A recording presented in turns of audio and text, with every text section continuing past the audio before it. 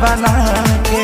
अरे गाना गइबो कि कामो करबो? अरे यही लग करो ना सारे मुंह तू दबा के रख देला बाड़ा में हर मौका बना के।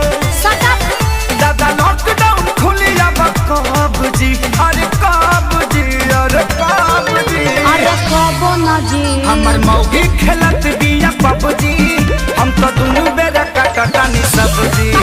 हमर मौगी खेलत बिया पबजी, हम तो दुनू बेरा कटटानी सब्जी।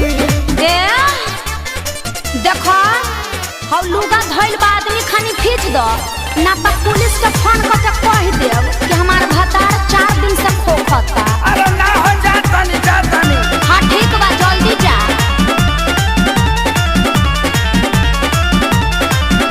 घरवा में सूती उता करतिया सहो, फूकी फूकी चूल्हा हमारा निकलता गैस हो।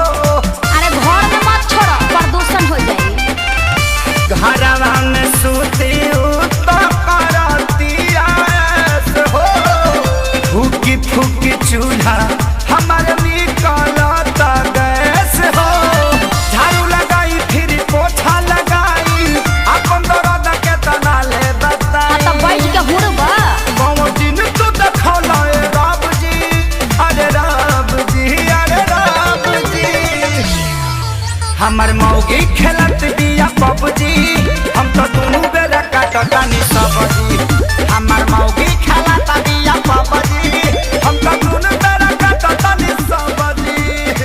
आ सुनो आलू बैंगन काट के मिक्स सब्जी भी बना दी हो।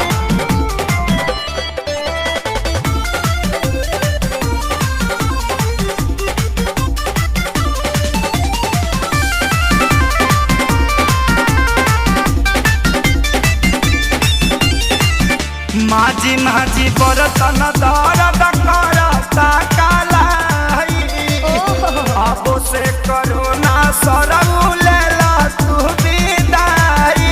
सार साहू मत करो चुपचाप काम करो ई जाए वाला नहीं खे। माझी माझी बरतन दर्द करता कालाई, अच्छा अब से करो ना सरऊ लेला तू विदाई। रहे खेसारी के हीरो में बड़ा नाम हो, सोनू सुधा को साथे भइले गुलाम हो।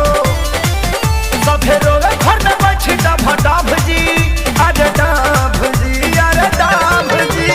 अल्ले मेला बच्चा हमर मौगी खेलत बिया पबजी, हम तो दुनू बेरा कटतानी सब्जी। हमर मौगी खेलत बिया पबजी, हम तो दुनू बेरा कटतानी सब्जी। चुप रह जानू रिवाइटल खा के काम करत रह।